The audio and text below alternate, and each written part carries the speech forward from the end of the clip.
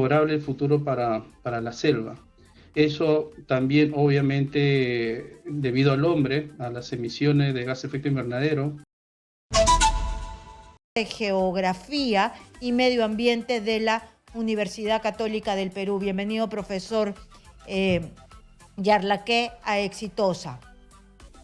Muy buenas noches, gracias por la invitación. Muchísimas gracias. ¿Qué clase de monitoreo tenemos nosotros en nuestro país? Realmente es un monitoreo escaso. Deberíamos tener mucha información en las áreas de la selva y de la sierra, pero tenemos muchas deficiencias en mantener algunos equipos que estén las 24 horas indicándonos qué está sucediendo en estas regiones tan alejadas y tan vulnerables como vemos en estos incendios que están ocurriendo. Existen alternativas como los datos satelitales, tenemos también muchos técnicos científicos que pueden analizarla, pero aún como vemos es insuficiente.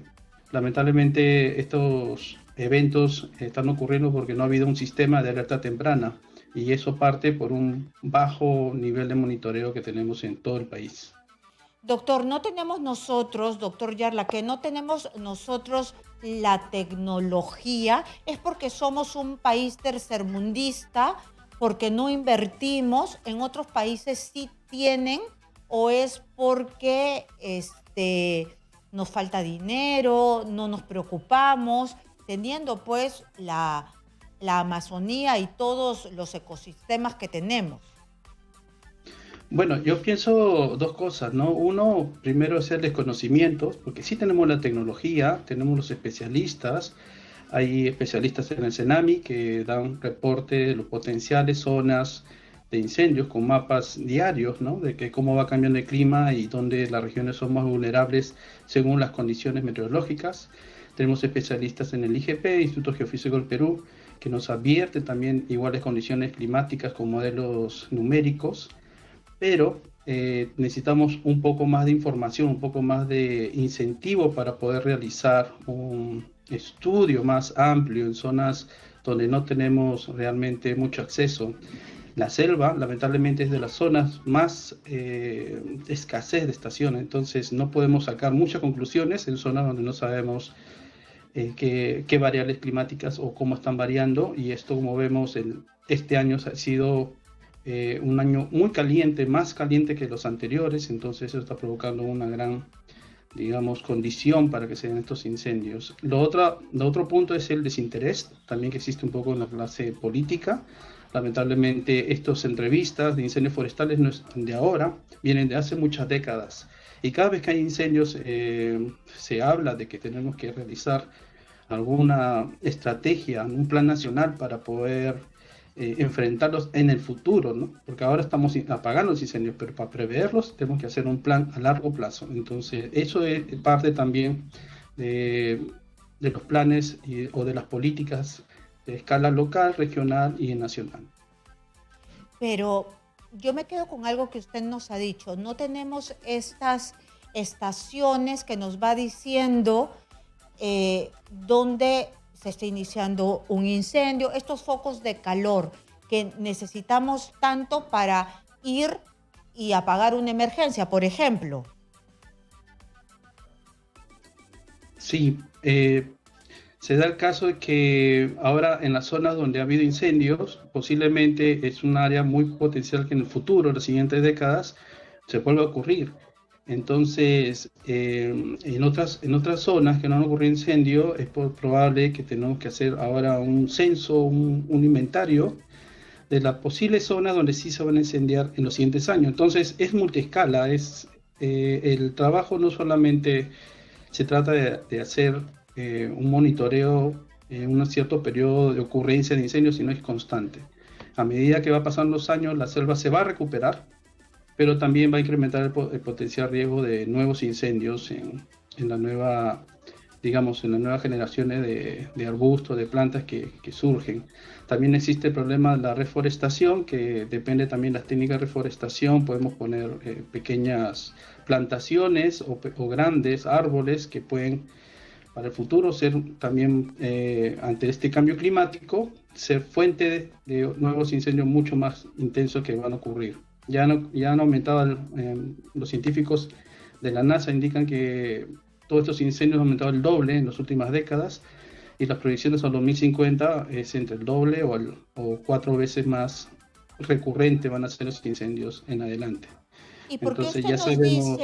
por qué usted nos dice que esto va a aumentar? Dejemos de un lado que hay que tener un plan, como usted nos ha narrado, tiene que invertirse más, definitivamente, porque si no nos vamos a quedar sin selva, pero ¿por qué los incendios van a aumentar?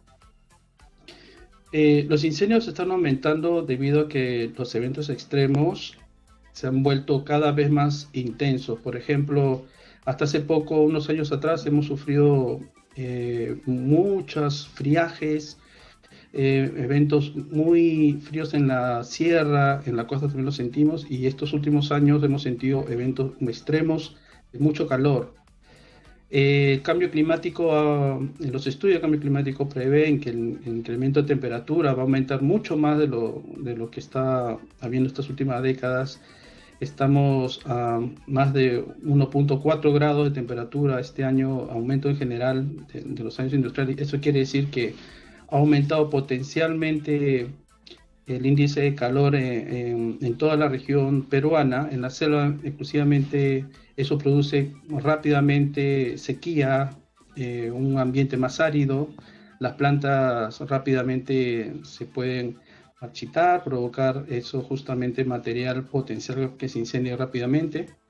También existe ausencia de lluvias que pueden aportar estas condiciones que se han visto en este año. Cada vez van a ser más recurrentes. Ya hay proyecciones donde las lluvias van a variar mucho en la selva. Entonces, respecto a las proyecciones de los científicos, las proyecciones climáticas, se ve desfavorable el futuro para la selva.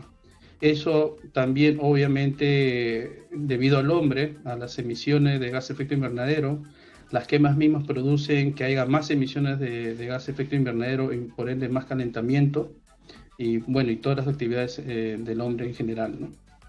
Muy bien, yo le pido por favor que me espere un segundo, nos tenemos que ir aquí nada más a Huachipa, no estamos en la Amazonía, no estamos en la selva, estamos en Lima a media hora, a 40 minutos o menos, si nos vamos por la Ramiro Prialé. Quiero regresar después con usted para que nos explique por qué se está dando un incendio forestal aquí en las afueras de Lima nada más. Regreso con usted dentro de unos minutos, me voy a un despacho para que nos diga el comandante de los bomberos qué es lo que ha sucedido. Estamos con Yanela Aguirre, que está en Huachipa, para que nos dé un despacho de lo que ha sucedido en Huachipa. Yanela, adelante. Exitoso. Muchas gracias a los bomberos, como siempre, están allí ayudando a todos con su trabajo. Regresamos con el doctor Cristian Yarlaqué, profesor de Geografía y Medio Ambiente de la Universidad Católica. Doctor Yarlaqué, este ha sido un incendio provocado y también hay la sospecha que muchos de los incendios son provocados en la Amazonía. Y dicen que las condiciones de que el pasto está más seco, corre más rápido, y en la zona de Lima, me imagino, por ser más árida, los pastos, los bosques son mucho más secos que en la Amazonía. Claro, eso es un, digamos, un factor común entre los incendios forestales que están viendo en la selva, muy alejados de Lima, y en Lima es principalmente la educación, ¿no? La gente tiene pensado de que estos incendios no van a causar daño, tienen desconocimiento y tampoco el desinterés de apagar si es que prenden una pequeña fogata. Y bueno, y estas condiciones que se dan a escala. Y esto también parte mucho de nuestra educación desde niños, de que nos enseñen a cuidar la naturaleza realmente con acciones preventivas. Y si vamos a hacer algún tipo de uso de los recursos naturales, tratar de recuperarlo de una manera. También eso se enseña de alguna manera del colegio, de los hogares. Y bueno, y ya hemos escuchado muchas narrativas de los que están apagando los incendios, de los que están combatiendo estos grandes fuegos forestales allí en la selva, que son provocados debido a que están tratando de ganar terreno en la selva, posiblemente también porque quieren evitar el trabajo, ¿no? Quemando es lo más fácil para evitar gastar tiempo y dinero en devastar una zona potencialmente agrícola. Entonces, esos son ya escapa un poco también de la Y prevención, digamos, del desde, punto científico, y sino va a la desde parte el más punto de educativa. vista geográfico, ¿qué es lo que se puede hacer, ¿no?, para evitar y ordenar un poco nuestro país, evitar estos incendios? Sí, se tiene que trabajar, digamos, un poco con la información de territorio. Dependemos mucho por ejemplo, del mercado de maderero, de mercado, digamos, todos los ecosistemas producen un servicio y la selva también produce muchos servicios que a veces no nos damos cuenta, pero viene mucha alimentación y también consumimos muchos, digamos, árboles de forma responsable para la industria, pero también reforestamos. El problema está que a veces no hay un control tampoco, ¿no? A veces el control no parte del conocimiento del territorio, ¿no? Y cuánto tenemos de extensión de material posible de utilizar de la selva y cuánto no, cuánto es selva virgen y cuánto esta selva está siendo también infestada por estas personas que están haciendo minería ilegal, deforestación, etcétera. Entonces, no hay todavía un control adecuado del territorio. Tenemos que estructurar, digamos, un sistema de información posiblemente geográfico, un poco más en detalle. Lo tenemos, pero es un poco, digamos, a una escala muy gruesa, pero necesitamos, para llegar a un buen monitoreo, un buen control, necesitamos realmente trabajar con muchas entidades a nivel local. Y dentro de eso está definitivamente, debe liderar el gobierno nacional, ¿no? De acuerdo, entonces tenemos que tener un mapa claramente establecido, cómo es nuestro territorio, dónde está la minería ilegal, dónde están las economías ilegales y dónde están nuestros recursos naturales. Muchísimas